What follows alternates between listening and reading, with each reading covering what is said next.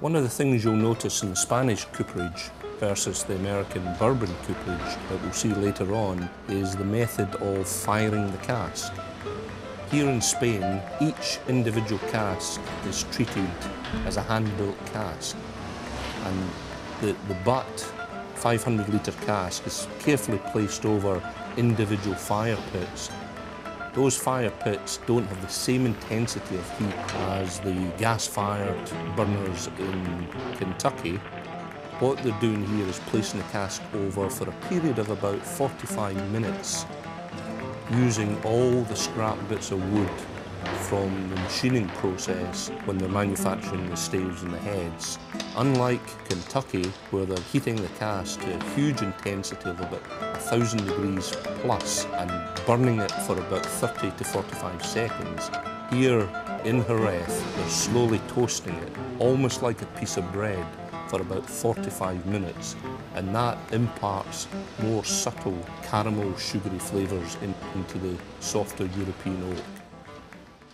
El roble español tiene sus limitaciones. La limitación principal que tiene es que no es muy abundante, y el que hay en el norte de España, tanto las administraciones locales como los ecologistas lo preservan.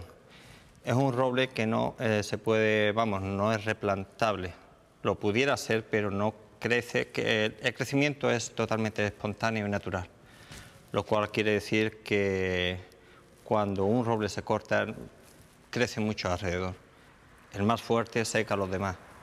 Entonces, el roble de por sí, las administraciones controlan año tras año el número exacto de robles que se pueden cortar. La producción es muy limitada. You'll notice in the machine shop here in the Spanish cooperage that each cask has a dedicated cooper, and what they're doing is, from the staves coming in, they're building the cask based on the old timely cooperage traditions, basically by hand. Modern machinery helps them in terms of fine-tuning the cask in detail, but the old cooperage methods are still used to this day.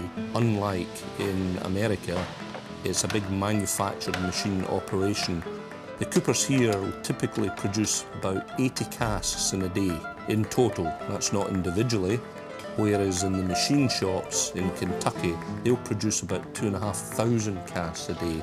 So much smaller operation, much more traditional operation, and I think fair to say a much more expensive operation.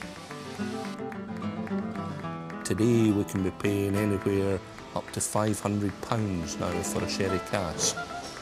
So it shows you the amount of investment that we have to put into wood, but we need this tradition, this cooperage operation to impart these flavours into our whiskies.